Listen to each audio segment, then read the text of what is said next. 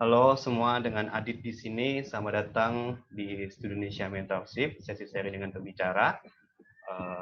Pembicara kita kali ini adalah Kak Abinus Sama. Teman-teman bisa manggil Kak Abisam. Jadi profil tentang beliau. Beliau adalah penerima beasiswa Australia Award Scholarship. Pendidikan S1 beliau di Christian University of Indonesia, Major International Relation. Kemudian beliau menempuh pendidikan master di Australia National University, Major International Relation juga. Oke, mungkin kepada Kak Abisam, waktu sharing dipersilahkan ya. Halo, selamat malam semuanya. Salam kenal. Sekali lagi saya Abisam. Saya dari Merauke, daerah perbatasan Indonesia dengan Papua New Guinea. Kemudian saya bukan dari kotanya, tapi dari pedalaman lagi. Kampung saya sampai hari ini tidak ada internet. Nah, saya akan cerita. Mohon maaf, saya tidak siapkan slide, tapi saya lebih suka bercerita. Kemudian pertama kami bersyukur pada Tuhan karena semua pada sehat-sehat di situasi yang sulit karena COVID-19 ini. Kemudian terima kasih juga kepada tim Student Asia sudah mengundang saya untuk sharing pengalaman saya mendapatkan beasiswa di Australia. Ya, jadi saya sudah langsung bisa mulai ya. Oke. Ya, bisa. Oke, baik. Jadi saya akan bercerita 3 hal. Yang pertama adalah persiapan saya sebelum mendaftar beasiswa. Kemudian saya juga akan bercerita mengenai poin kedua adalah di hari H, di situasi dari tanggal berapa sampai tanggal berapa ketika kita mendaftar beasiswa itu. Kemudian yang ketiga atau yang terakhir akan saya bercerita mengenai selama saya kuliah di Australia dan juga sebelum berangkat ke Australia persiapannya. Dan seperti yang sudah diperkenalkan oleh Bung Adit tadi bahwa saya penerima beasiswa Australia Awards Indonesia atau Australia Awards Scholarship atau yang biasa dikenal dengan atau disingkat dengan AAS. Nah, jadi langsung saja biar kita hemat waktu.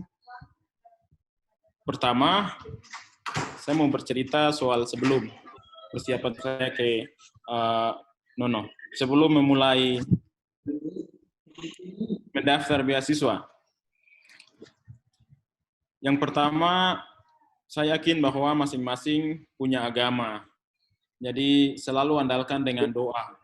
Doa kalian, berdoa dengan keyakinanmu, apapun keyakinanmu. Selalu berdoa, kemudian kalau saya kebetulan Kristen, jadi biasanya saya itu orait labora, artinya berdoa dan bekerja. Kita berusaha. Nah, yang pertama yang saya lakukan sebelum memulai mendaftar beasiswa Australia, poin pertama yang perlu adalah memiliki kemauan dan motivasi yang tinggi. Kita punya motivasi dan kemauan yang tinggi. Kalau tidak punya kemauan, tidak punya keinginan dari diri sendiri, kadang-kadang kita distracted by ya mungkin teman-teman atau ada kegiatan lain, jadi kita tidak fokus. Kita punya impian besar, mau pergi ke luar negeri, mau kuliah di negara orang, harus motivasinya tinggi. Nah, itu yang saya lakukan. Motivasi saya tinggi, kemudian saya merasa bahwa saya dari Papua, dari pedalaman, jadi saya harus belajarnya 2 kali lebih lama dari teman-teman yang lain. Dari teman-teman yang dari wilayah lain. Saya belajar serius, bahkan malam minggu hampir jarang keluar karena belajar terus. Kemudian yang pertama adalah buat daftar beasiswa yang diminati. Jadi saya dulu rencana mendaftar juga di Fulbright, rencana juga di Chevening, rencana juga ada beasiswa ke Jerman, ke Belanda, dan juga yang Australia ini. Jadi saya sudah list semua. Saya sudah list jumlah pemberi beasiswa yang ingin saya daftar. Kemudian mulai cari tahu. Rajin mencari tahu. Poin ketiga adalah rajin mencari tahu informasi. Baik itu online maupun offline. Online misalnya kita mencari tahu informasi masuk di websitenya kampus. Saya dulu suka lihat itu di Australian National University punya website itu sering buka. Nah dari websitenya kampus saya mulai lihat lagi ke visipnya. Kalau di Indonesia bilang visipnya ya, ada hubungan internasionalnya. Saya mulai cari di situ. Mulai cari all of the information, apapun yang mereka sediakan. Kemudian juga di website-website pemberi beasiswa.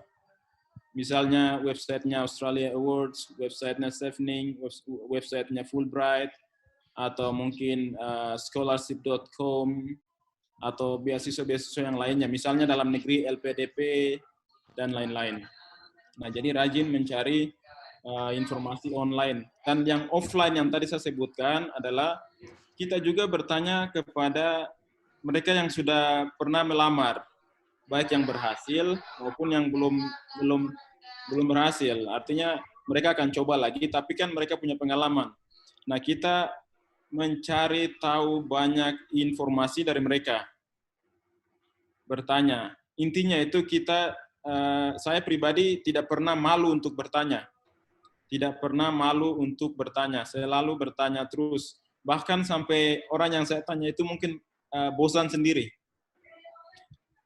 Kemudian kita juga tanya mengenai persyaratan-persyaratan yang biasanya dalam website atau dalam informasi yang diberikan oleh pemberi beasiswa itu kadang-kadang mungkin mereka bisa lupa. Atau kadang-kadang mungkin ada hidden information yang kita tidak terlalu tahu. Tapi dari pengalaman-pengalaman yang sudah pernah teman-teman lain ikuti, kita bertanya, lalu kita punya persiapan lebih matang. Nah, itu salah satu proses yang saya lakukan, sehingga saya mendapatkan informasi lebih banyak sebelum saya apply beasiswa.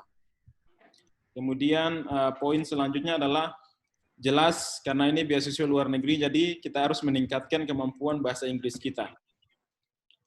Tadi saya sudah bilang bahwa karena saya merasa diri saya ini dari kampung, jadi buku bahasa Inggris itu selalu saya bawa kemana-mana. Dan saya tahu bahwa masing-masing punya cara belajar itu beda-beda. Ada yang mungkin dengan listening sambil dengar musik dia bisa belajar, atau juga ada juga yang harus sunyi, atau ada juga yang harus belajar di tempat terbuka dan lain-lain. Nah, saya tipe orang yang belajar sambil dengar musik. Terutama musik-musik reggae, lagu-lagu reggae yang khas orang timur, itu kami sambil dengar itu, terus saya kebanyakan tuh menghafal kosakata bahasa Inggris.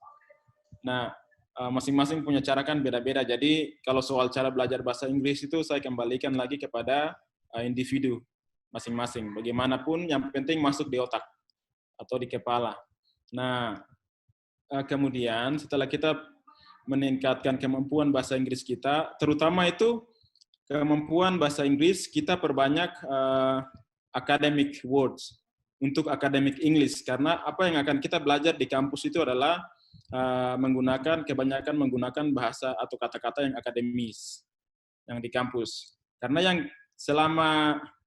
sebelum saya apply untuk beasiswa itu kan saya belajar bahasa Inggris itu untuk jalanan. Ketemu turis, ketemu orang yang bisa berbahasa Inggris itu bicara general English, pergaulan sehari-hari, bahasa biasa. Tapi akan sangat berbeda ketika kita masuk kampus. Nah, itu salah satunya dengan meningkatkan kosakata academic vocabulary, academic English. Kemudian itu sebelum saya melamar beasiswa, nanti ada cerita lain kalau setelah saya mendapatkan beasiswa, ada training lagi dari pihak beasiswa. Untuk kami yang Australia Awards itu ada training khusus. Nah, itu sebentar saya akan cerita, tapi yang sekarang saya cerita ini adalah sebelum saya mendaftar beasiswa. Kemudian, kalau sudah punya kemampuan yang cukup, usahakan kita tes TOEFL atau IELTS, atau mungkin ITP atau apapun itu yang diakui oleh misalkan yang diakui oleh lembaga yang kita lamar beasiswa itu. Saya dulu IELTS. Jadi kami, karena saya daftar beasiswa dari Australia Awards, jadi kami untuk Indonesia Timur, karena kami sudah banyak ketinggalan, jadi standarnya itu 500. Tapi 500 ini pun banyak yang kami setengah mati juga. Nanti beda cerita kalau teman-teman yang dari Jakarta, dari pulau-pulau yang sudah lebih maju, itu pasti standarnya lebih tinggi. Cuman untuk Australia Awards itu ada namanya geographic area, yang mereka fokus geographic area, jadi Papua, NTT, dan juga Aceh. Nah, kami masuk kategori yang nanti daftar beasiswa dengan IELTS 500. Nah, saya puji Tuhan waktu itu dapat 500 itu pun dengan perjuangan. Nah, jadi kalau sudah belajar bahasa Inggris, sudah oke, sudah dapat IELTS, sudah ya minimal 500, sudah mulai siap ini. Salah satu syarat sudah mulai terpenuhi. Kemudian selanjutnya itu siapkan dokumen. Jadi begini, saya dulu apply beasiswa itu tahun 2016, tapi saya bikin paspor saya itu tahun 2014. Paspor saya bikin tahun 2014, bahkan saya tipu orang imigrasi. Jadi mereka bilang, wah, Ade mau kemana ini dengan logat timur? Mereka bilang, Ade kau mau pergi mana? Saya bilang saya mau pergi ke Spanyol, padahal ini belum jalan ini. Intinya itu yang penting saya dapat beasiswa. Yang penting saya dapat paspor itu. Jadi sudah mereka saya masukkan persyaratan semua, paspor saya keluar tahun 2014. Tapi setelah paspor jadi saya tidak tahu, pokoknya pegang aja, yang penting sudah punya ID internasional. Oke. Kemudian juga jangan lupa bikinlah KTP elektronik. Kemudian juga siapkan CV, terus SKCK, surat keterangan sehat dari dokter, maupun kartu keluarga, terus scan juga yang akta dan juga akte kelahiran ya, ijazah, transkrip nilai. Nah, itu dibikin dalam hard copy dan soft copy. Jadi ketika nanti dari pihak yang dari pemberi beasiswa minta hard copy, kalian sudah ready. Ataupun soft copy tinggal upload saja. Jadi sudah siap dari jauh. Nah, itu yang saya lakukan. Kemudian juga, salah satu yang penting itu belajar menulis esai. Kalau kami di pendidikan di Indonesia mungkin tidak terlalu mewajibkan itu, tapi kalau kita di luar negeri, apalagi sekolah di number one university di negara tersebut, nah esai itu wajib. Esai itu akan selalu kami berhadapan dari hampir semua tugas kami, itu selalu ada esai. Jadi paling tidak kita belajar dulu esainya dalam bahasa Indonesia, kemudian lama-lama kita coba translate ke dalam bahasa Inggris. Kalau lama-kelamaan nanti kita akan bisa menulis esai langsung dalam bahasa Inggris. Nah, itu trik-trik yang saya lakukan. Kemudian juga ingat bahwa menjaga kesehatan itu penting. Jangan sibuk sana-sini mencari informasi beasiswa, belajar Inggris, tapi tidak menjaga kesehatan. Nah, kalau kita bicara menjaga kesehatan itu banyak. Mulai dari pola makan, mulai dari tidak merokok, tidak alkohol, tidak begadang, tidak banyaklah. Intinya, jaga kesehatan supaya kita jangan drop.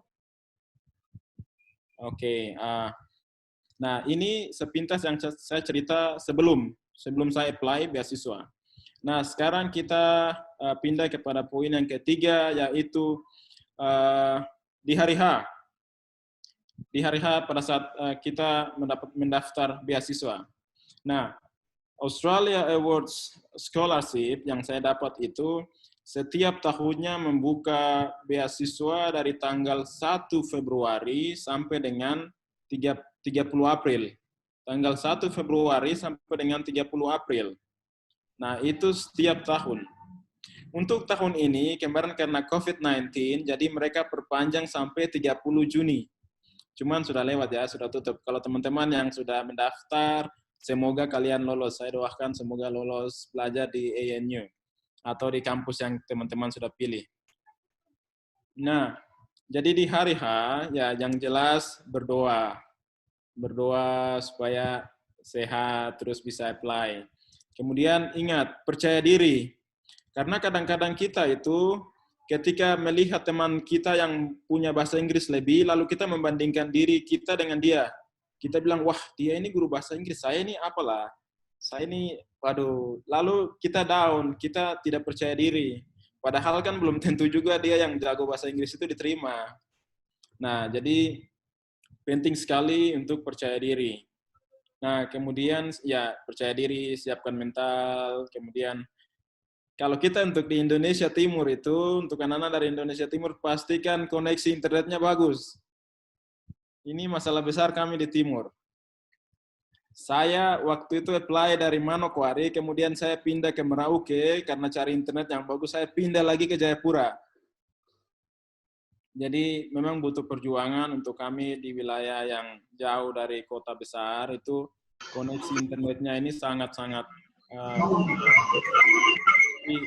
teman-teman harus pastikan bahwa koneksi internet kalian bagus.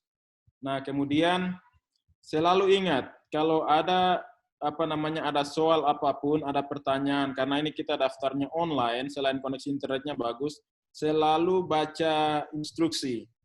Read and follow all the instructions. Jangan disuruh A, kalian kerja B, atau disuruh B, kerjanya C, tidak boleh. Jadi, read and follow all the instructions. Ikuti petunjuk mereka. Nah, itu bukan hanya dalam beasiswanya, tetapi juga berlaku untuk ketika teman-teman tes IELTS atau TOEFL. Nah, itu selalu baca instruksinya. Kamu disuruh apa? Karena saya pernah orang suruh A, saya kerja B, akhirnya salah. Jadi ini penting sekali, semoga teman-teman tidak tidak sampai terjadi di teman-teman yang lain juga. Nah, kemudian kalau bisa daftar lebih cepat. Artinya apply beasiswanya lebih cepat. Jangan tunggu sampai minggu terakhir atau 2 hari terakhir atau 2 hari sebelum close atau 1 hari, jangan. Kalau bisa di minggu kedua dari atau di awal-awal lah. Tujuan daripada ini adalah nanti selain teman-teman bisa upload data-data yang tadi sudah disiapkan itu dengan plan, bisa teliti, bisa juga kita minta yang sudah pernah apply dan lolos beasiswanya untuk lihat kita, awasi kita.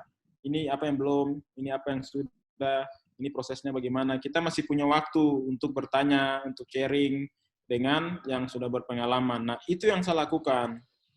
Jadi daftarnya di awal, artinya daftar tempo. Kita orang Timur bilang itu tempo sudah, jangan tunggu-tunggu. Jadi daftar cepat. Nah, kemudian kita penuhi semua persyaratan yang diminta di situ. Karena kita daftar lebih awal, kemudian kita punya waktu yang cukup, sehingga dengan teliti kita mulai penuhi satu persatu yang diminta oleh pemberi beasiswa. Biasanya kita daftar dulu di websitenya mereka, kemudian kita mulai upload data kita nih, upload satu-satu dan ikuti petunjuk yang ada. Nah, kalau semua persyaratannya sudah dipenuhi dan sudah upload, pastikan sebelum kalian submit itu cek lagi, periksa dulu. Periksa, jangan sampai ada tanggal yang salah atau mungkin ada pertanyaan yang salah jawab, itu diperiksa lagi. Kalau sudah yakin, ya berdoa, kemudian silahkan submit. Nah, jadi itu pun yang saya lakukan. Kemudian puji Tuhan saya lolos. Jadi saya sekali tes langsung dapat beasiswanya. Jadi, nah sekarang saya mau bercerita. Saya masih ada waktu ya, Mas Adit? Masih ada. Oke, terima kasih. Nah, sekarang saya mau cerita soal poin ketiga. Jadi, poin ketiga itu adalah setelah saya mendapatkan beasiswa Australia Awards, itu kami ada proses wawancara juga. Ada proses setelah administrasi lolos, kemudian kita ada interview, ada tes IELTS. Kemudian yang paling penting dari beasiswa Australia Awards itu joint selection. Jadi kayak ada profesor dari Australia, ada profesor dari Indonesia juga, ada guru besar, biasanya dari ITB, UI, atau UGM yang diminta untuk wawancara kami calon penerima beasiswa Australia. Nah, di sini ibaratnya kalian jual diri. Kalian jual diri dalam artian kalian punya kemampuan, itu dikeluarkan di sini. Tapi jawab sewajarnya. Jangan terlalu lebay, jangan terlalu merendah diri, tapi sewajarnya. Ada pernah teman saya itu ditanya, bagaimana nanti kalau setelah kamu dapat beasiswa dari Australia, terus setelah kuliah pulang mau bikin apa untuk Papua? Ditanya seperti itu. Dia bilang, itu saya mau dirikan perusahaan besar ini, itu, dan lain-lain. Orang bilang, how? Bagaimana kamu mau mendirikan perusahaan? Nah, itu kan hal-hal yang menurut saya itu terlalu muluk. Tapi kita realistis. Oke, saya kalau pulang untuk setelah dari Australia, saya mau pulang untuk Papua, saya mau membantu mungkin pendidikan anak-anak di perbatasan, nah, hal-hal begitu. Jadi kita realistis jawabnya. Kita realistis. Kemudian juga setelah kita lolos tahap joint selection itu, di interview joint selection itu sekaligus ada tes IELTS. Nah, tes IELTS ini dibiayai oleh pemerintah Australia Awards melalui beasiswa ini, pemerintah Australia. Jadi mereka yang bayar, kemudian hasil dari tes IELTS kita itu, berdasarkan hasil itu kita akan ditempatkan di Bali. Untuk teman-teman di Indonesia Timur itu, ditempatkan di Bali, di IALF Bali, untuk ikut training bahasa Inggris lagi. Namanya pre-departure training. Jadi kita training sebelum berangkat ke Australia. Nah, dalam training ini, kita ditempatkan berdasarkan nilai kita. Nah, nilai IELTS saya pada saat tes kemarin itu 6. Saya dapat 6, jadi saya dapat lamanya training di Bali itu 4,5 bulan. Nah, kemudian ada teman-teman yang kalau nilainya lebih bagus dari saya tadi, ada yang dapatnya 2 bulan, ada yang bahkan minggu. Semakin bagus nilai kita, semakin tinggi skor IELTS, band skor IELTS kita tidak lama di Bali. Jadi yang paling lama nanti 9 bulan. Ada yang 6 bulan, ada yang 9 bulan. Nah, di sana kita di training khususnya untuk academic English, kemudian juga kita belajar budaya di Australia, bagaimana masyarakatnya hidup. Nah, itu kita belajar di sana dalam pre-departure training itu. Setelah itu nanti tes IELTS lagi, semuanya dibiayai oleh pihak Australia. Kemudian untuk kita pilih kampus di Australia itu pihak pemberi beasiswa ini yang ngurus. Jadi kita sebutkan nama kampus kita. Oh, saya karena jurusan saya hubungan internasional dan saya sebelumnya sudah mencari informasi di website-website mengenai hubungan internasional S2 itu di kampus mana, dan saya dapat di ANU. Jadi saya langsung ada tim dari Australia Awards, mereka datang, kita langsung sampaikan, saya pilihan kampus pertama saya adalah ANU. Pilihan kedua saya dulu di University of Adelaide. Nah, dan ternyata, jadi data kita itu dikirim oleh pihak Australia Awards atau pihak AAS, kirim ke kampus di sana melalui DFED, lembaga yang memberikan kita beasiswa. Nah, enaknya beasiswa ini adalah, AAS ini adalah, soal pilih kampus, itu kita hanya sebut kampus sesuai dengan jurusan kita, lalu mereka yang kirim data ke sana, ke kampus-kampus. Jadi kita punya semacam CV, tapi yang paling utama itu adalah ijazah S1 sama transkrip nilainya. Dan mungkin ada persyaratan lain yang akan mereka minta karena setiap tahun selalu berubah. Jadi mereka akan minta persyaratan kita, kemudian setelah mereka di kampus di Australia melihat dan mungkin memenuhi, oke, ini bagus, memenuhi dengan kriteria yang mereka perlukan, lalu apakah kita diterima atau tidak diterima, atau kita diterima dengan syarat tertentu. Nah, jadi jawabannya ada 3 itu. diterima, tidak diterima, atau diterima dengan syarat tertentu. Nah, saya kebetulan diterima, jadi tidak kumpul syarat lain lagi.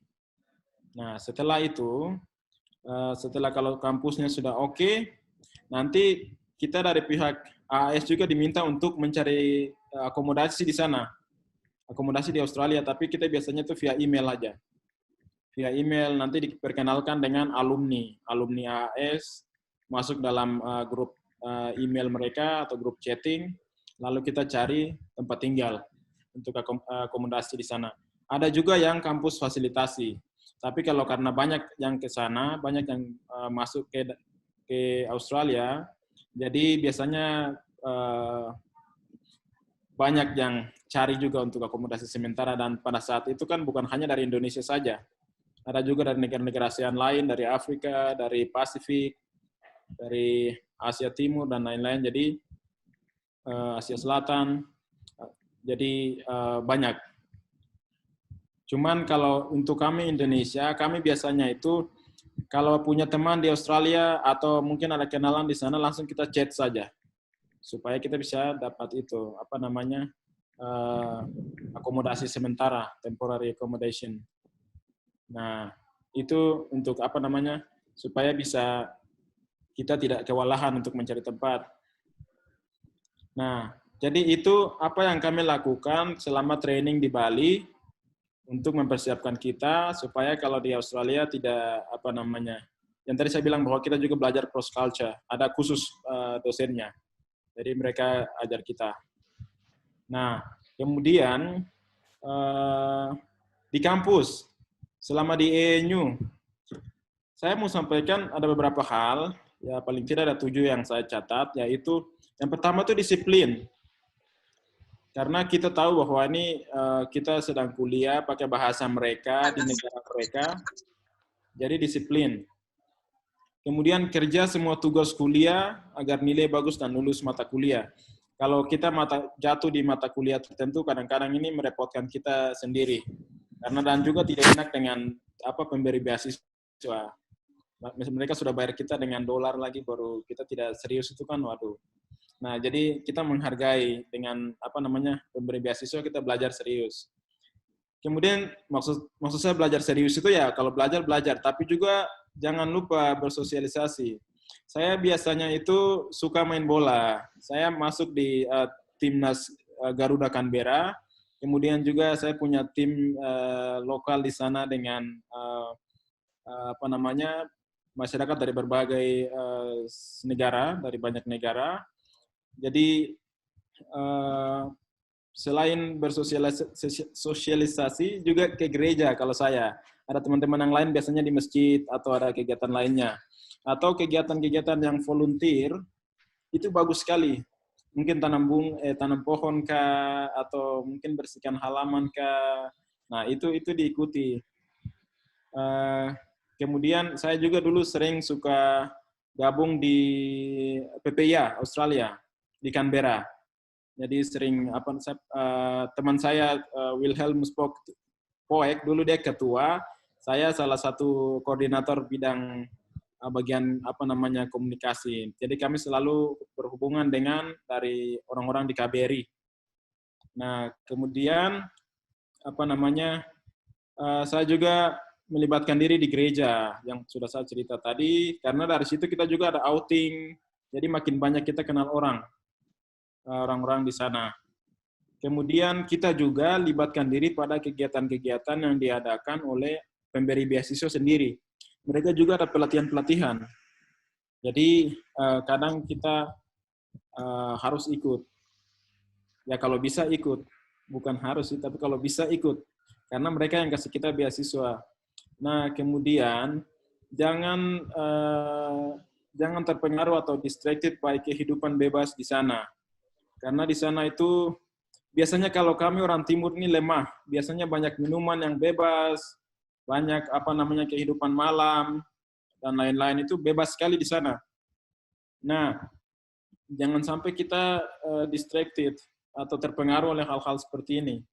Nah, itu yang mengapa saya lebih aktif di kegiatan olahraga dan juga gereja. Nah, itu karena kehidupan di sana juga terlalu bebas. Kemudian juga untuk di kampus itu, di ANU sendiri itu tidak menolerir atau tidak memperbolehkan plagiat. Tidak boleh copy paste, tidak, atau kita biasa bilang yang apa namanya, tidak boleh nyontek. Itu sangat, hukumnya itu tidak main-main, itu serius, really serious crime. Jadi bisa-bisa kita dikeluarkan.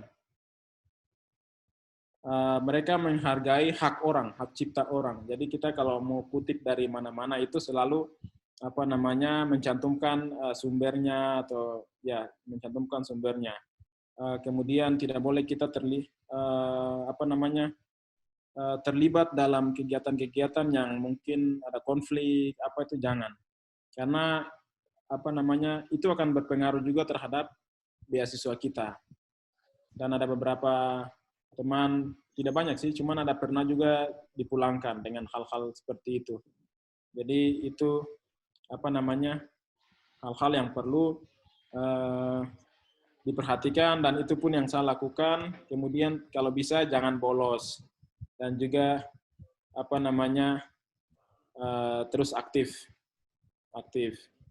Kemudian pelajari dan bersosialisasi atau cross culture yang tadi saya bilang. Jadi jangan berteman hanya dengan orang Indonesia saja. Kita berteman dengan masyarakat luas. Nah, itu beberapa poin yang saya pelajari dan saya lakukan dari persiapan dan juga hari H sampai dengan saya lolos kuliah di ANU. Dan mungkin lebih asik kalau kita sharing kali ya, atau tanya jawab. Jadi saya tidak bicara banyak soal ini, lebih baik tanya langsung ya. Saya kembalikan kepada Bung Adit. Terima kasih. Oke, thank you Kak Abi Sam atas paparannya. Nah, selanjutnya akan dibuka sesi tanya jawab. Teman-teman bisa nulis di kolom komentar. Ini ada pertanyaan lagi dari Kak Kurniawan. Apakah ranking kampus saat pemilihan berpengaruh, misal tidak diterima di pilihan pertama, kemudian dialihkan ke pilihan kedua, dan seterusnya? Gimana? Jadi saya karena memang dari kampung dulu, jadi saya tidak terlalu tahu soal ranking kampus. Nah, ternyata ketika saya bilang, teman-teman kan tanya, kau diterima di kampus mana? Saya bilang di ANU. Mereka kaget, kok di situ? Dan saya bilang, kenapa? Emang ada apa? Dan ternyata jawabannya itu mereka lihat ranking kampus, dan saya tidak tahu dan nekat pilih aja gitu, pilih saja. Jadi intinya soal apa namanya pilihan ranking kampus ini sebenarnya tidak terlalu terpengaruh sih, karena saya perhatikan selama di Australia 2 tahun itu kan saya perhatikan bahwa ternyata orang di kampus di masyarakat Australia itu melihat kampus-kampus di sana bukan berdasarkan ranking, tapi mereka melihat berdasarkan jurusan yang ada di kampung mereka tuh yang top. Jadi misalkan topnya kampus ANU itu katakanlah hubungan internasional, tapi kedokterannya lebih bagus di Monash, tekniknya lebih bagus di Melbourne, apalagi katakanlah administrasi negaranya lebih bagus di Darwin atau di kayak begitu Australia itu. Jadi mereka tidak terlalu pedulikan kampus top dan kampus tidak top. Cuman kadang-kadang mereka lihat itu kampus mahal dan kampus tidak mahal. Jadi waktu saya sempat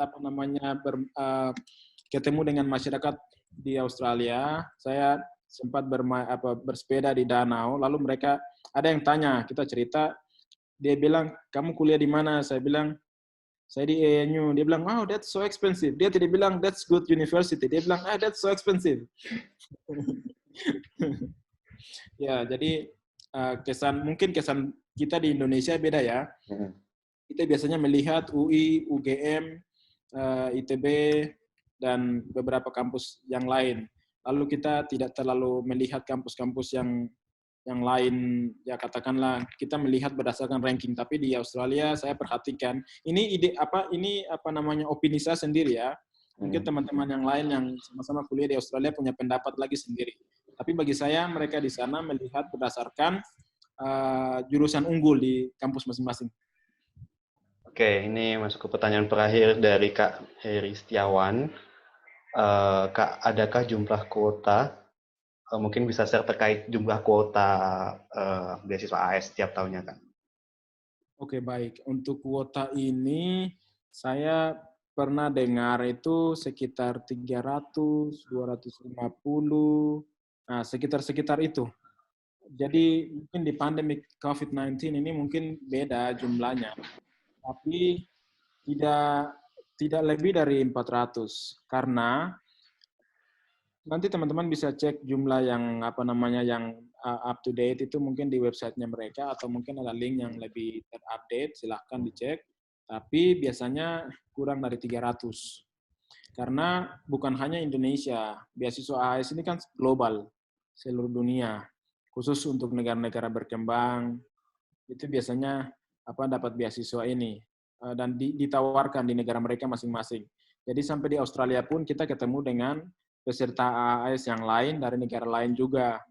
Dan kita digabungkan lagi di sana untuk ada juga pelatihan di sana sebelum kita masuk kampus. Jadi untuk jumlah itu kurang dari 300 dan setiap tahun itu biasanya ada peningkatan, ada penurunan dan juga kan kadang-kadang disesuaikan dengan politik nasional juga dan juga hubungan baik antara Indonesia dan Australia. Kadang-kadang kan Australia ini kan suka hambak juga dengan kebijakan Indonesia. Dan juga Indonesia juga suka hambak, apalagi kalau soal bicara Papua, itu kan kadang-kadang permainan politik itu kan dimainkan di situ. Jadi bisa berdampak juga dalam hal soft diplomasi seperti edukasi melalui pendidikan itu semua berdampak dan berkaitan. Semoga Oke. bertambah. Oke. Thanks kepada Kak Abisam, sesi pertanyaan udah ditutup. Mungkin yang terakhir Kak Abisam bisa kasih closing statement ya Kak, mungkin beri motivasi buat teman-teman. Baik teman-teman, jadi tidak banyak yang mau saya sampaikan. Yang saya mau bilang adalah apply, apply, dan apply. Jangan meragukan dirimu. Dirimu hebat. Dirimu bisa mendapatkan beasiswa apapun. Yang penting mencoba, mencoba dan mencoba. Kemudian percaya dirimu dan percaya Tuhanmu. Karena kita melakukan kesalahan di usia yang muda ini itu wajar. Jadi segala sesuatu hal yang besar itu tidak akan didapat dengan mudah. Harus ada butuh perjuangan. Dan suatu langkah yang orang bilang kita kalau mau jalan jauh sekali mau mencapai ribuan kilo itu mulai dari start yang kecil, mulai dari langkah pertama. Jadi jangan takut, jangan ragu, jangan ragukan dirimu untuk daftar. Daftarlah sebanyak-banyaknya dan tunggu hasil. Kalau kami orang Papua bilang itu bikin kebun banyak-banyak, lalu tunggu hasil. Mana yang hasil kebunnya matang duluan, mana yang bagus. Jadi kalau bisa kita panen semua, baru kita yang pilih mana yang kita mau pilih. Pilihlah dan juga apply beasiswa sebanyaknya, sehingga jika ada pilihan, bila perlu semua yang kamu lamar itu mereka terima kamu dan kamu yang pilih. Mau negara mana? Do you want to study in Australia, America, Europe? Up to you. Itu saya bisa sampaikan. Thank you very much. Oh ya, ini sudah situasi, sudah sedikit lagi 17 Agustus. Salam merdeka buat saudara-saudaraku dari seluruh Indonesia. Saya anak Merauke, sementara lagi di Jakarta karena COVID-19. Semoga kita bisa berjumpa. Oke, thank you Kak Abisam atas materi yang sangat luar biasa. Semoga tadi pemaparan dari Kak Abisam bisa membantu teman-teman nih dalam persiapan dan motivasinya juga menambah motivasi teman-teman bahwa Kak Abisam aja yang dari timur Indonesia bisa juga ke Australia. Apalagi teman-teman mungkin yang ada di Jawa atau di kota-kota besar lainnya juga pasti bisa. Oke, kita cukupkan Kak ya sesi kita pada malam hari ini. Terima kasih kepada Kak Abisam, terima kasih juga kepada teman-teman yang udah mau join. Sampai ketemu di kesempatan berikutnya. Bye. Bye Kak Abisam, bye teman-teman.